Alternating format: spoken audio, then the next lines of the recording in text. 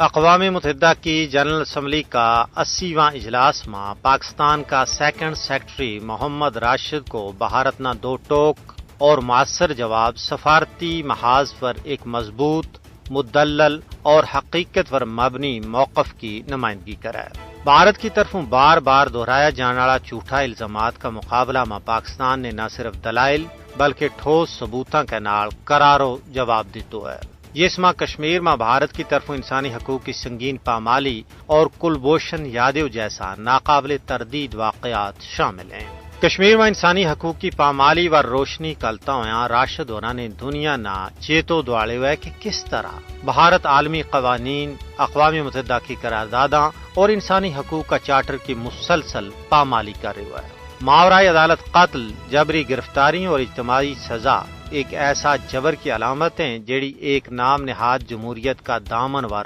بدنما داغ ہے۔ اس کے علاوہ کلبھوشن یادو کی گرفتاری وہ ناقابل تردید ثبوت ہے جس نے بھارت کا پاکستان میں مداخلت اور دہشت گردی کا نیٹ ورک نہ بے نقاب کر چھڑے ہوئے ہے۔ ایک حاضر سروس نیوی آفیسر کو اعترافی بیان اور عدالت میں پیش ثبوت بھارتی ریاست کی سرپرستی میں ہونے والی دہشت گردی نہ عالمی سطح پر واضح کرایا۔ اس کے علاوہ انہوں نے کہا کہ پہلگام حملہ ور بلا ثبوت الزامات ایک باری پھر بھارت کی وائی پرانی روش سامنے آنے جس میں ہر واقعہ کو الزام، تحقیق اور ثبوت تو بغیر پاکستان پر تھوپ دی تو جائے۔ پاکستان نے نہ صرف اس واقعہ کی مذمت کی بلکہ آزاد و شفاف تحقیقات کی بھی پیشکش کی جس نے بھارت نے ٹھکرا کے خود اپنی نیت واضح کر چھوڑی۔ پاکستان کا سیکنڈ سیکرٹری محمد راشد ہوراں کی تقریر محض دفاعی رد عمل نہیں تھو بلکہ ایک پیغام تھو کہ عالمی برادری نہ اون خاموش تماشائی بنڈ کے بجائے